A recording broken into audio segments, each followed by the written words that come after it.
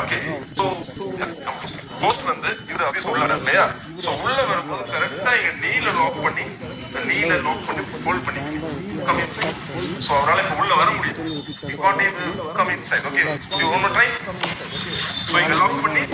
புடிச்சுக்கோ 3 second தான் ரொம்ப நேரம் சஸ்டெயின் பண்ண முடியாது சோ ஃபோர்ஸ்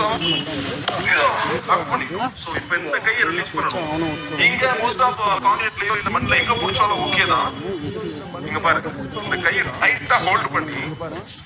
ரெண்டு ஸ்கிராட்ச் பண்ணீங்கன்னா அவர் ஸ்கிராட்ச் பண்ணீங்கன்னா விட்டுருவார் ஓகே இங்க விட்ட அடுத்த செகண்டே கால்ல அட்டாக் பண்ணு ஒரு